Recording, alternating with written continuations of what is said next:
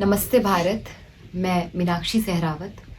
अभी हाल ही में कर्नाटक पुलिस के द्वारा मेरे ऊपर एक केस लगाया गया, मेरे अगेंस्ट एक एफआईआर दर्ज की गई और वो इसलिए की गई क्योंकि मैंने राष्ट्रपिता कहे जाने वाले एक व्यक्ति के ऊपर कुछ टिप्पणियाँ की। टिप्पणी करते समय मेरी भाषा एकदम नियंत्रण में थी। मैंने कोई अशोभनीय अमर्यादित शब्द का प्रयोग नहीं किया। उसके बाद भी मेरे ऊपर एफआईआर हो जाता है क्योंकि मैंने इतिहासकारों के द्वारा प्रमाण और तथ्यों के आधार पर जो कुछ भी ऐतिहासिक पुस्तकों में लिखा जा चुका है वही मैंने अपने शब्दों में जनता तक पहुंचाने का प्रयास किया, इसलिए मेरे ऊपर एफआईआर हो जाता है। आप विचार कीजिए कि भारत जैसे देश में एक पंजाब क्षेत्र के सांसद भगत सिंह को आतंकवादी कहकर पुकारते हैं। हमारे देश में वीर सावरकर को गालियां दी जाती हैं। हमारे देश में प्रभु श्री राम के होने के बार बार प्रमाण मांगे जाते हैं। हमारे देश में श्री कृष्ण के चरित्र को बार बार गिराया जाता है, उनके चरित्र का दोहन होता है, लेकिन ऐसे लोगों पर कोई एफआईआर दर्ज नहीं की जाती है। आप विचार कीजिए कि हमारे देश में एक पेंटर जो माता सीता, माता लक्ष्मी और अन्य कई देवियों की नंगी तस्वीरें बनाता है, उसको पद्मश्री और पद्म भूषण से नवाजा जाता है। एफआईआर तो होने से रही। हमारे देश में मदर टेरेसा आती है, हमारे देश की संस्कृति को खराब करती है या कन्वर्जन करती है और उसको भारत रत्न मिल जाता है।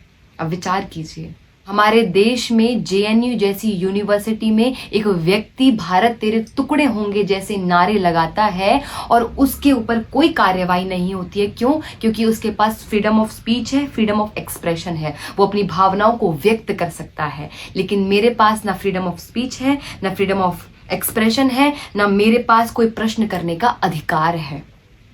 और ये प्रश्न केवल मेरा नहीं है, मेरे जैसे कई लोगों का है। क्या कि किस दस्तावेज में कहाँ ये लिखा हुआ है कि ये व्यक्ति भारत का राष्ट्रपिता है? ये कहाँ लिखा हुआ? ये प्रश्न कई लोगों का है।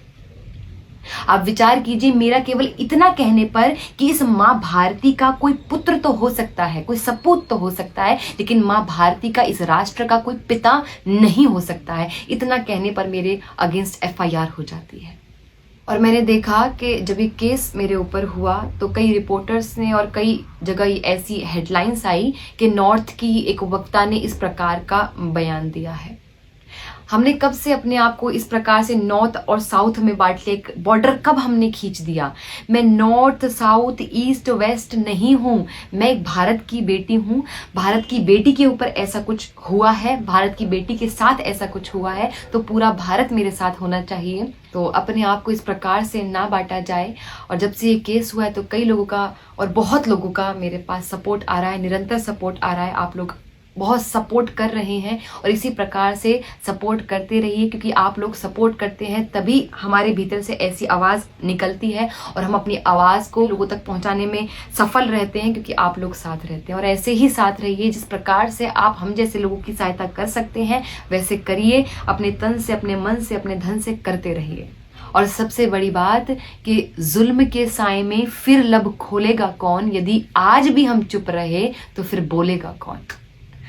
तो हमें चुप नहीं रहना है, इसी प्रकार से अपनी आवाज़ को उठाते रहना है। नमस्ते, हरे कृष्ण।